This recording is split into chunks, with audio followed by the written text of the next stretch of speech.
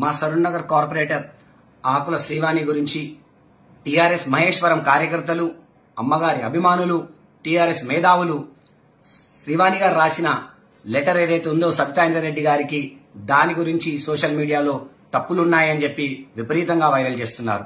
కొంతమంది శ్రీవాణి గారు ఏం చదువుకున్నారు, ఏ యూనివర్సిటీలో చదువుకున్నారు, ఆమె మేధోశక్తి గురించి కూడా ప్రశ్నించడం జరుగుతుంది. టిఆర్ఎస్ మహేశ్వరం కార్యకర్తలకి మీకు దమ్ము ధైర్యం ఉంటే మేము ఒక ఛాలెంజ్ విసురుతున్నాము. ఆ ఛాలెంజ్ మీరు యాక్సెప్ట్ చేయాల్సిందిగా కోరుతున్నాను. ఛాలెంజ్ ఏందనగా, ఈ మహేశ్వరంలో ఎక్కడైనా వేదిక పెట్టండి. ఈ మహేశ్వరంలో ఆ వేదిక పైన ఇన్విజిలేటర్నే గాని జడ్జినే గాని మీరే డిసైడ్ చేయండి. మా శ్రీవాణి గారు ఆ వేదిక మీదకి వచ్చి అక్కడ కూర్చొని 3 భాషలలో ఇంగ్లీష్, హిందీ, తెలుగు భాషలలో జడ్జి గారు ఇచ్చిన కంటెంట్ ని రాయడం, చదవడం, మాట్లాడడం జరుగుతుంది. మీకు దమ్ము ధైర్యం ఉంటే మీ ఎమ్మెల్యే, మీ ప్రియతమ నాయకులు సబితాఇంద్రారెడ్డి గారిని బడిలో దింపండి. శ్రీవాణి గారితో ఎవరి బరాబాలాలు ఏందో, ఎవరి కంటెంట్ ఏందో ఆ వేదిక మీద లైవ్ గా మహేశ్వరానికి తెలిసిపోతుంది. నాకు తెలుసు భయ్యా, మీరేమంటారంటే మా సబితమ్మ స్థాయి ఏంది, మీ కార్పొరేటర్ స్థాయి ఏంది, మా సబితమ్మకి ఇట్లా వస్తుందా, అవన్నీ మాట్లాడతారని మాకు తెలుసు.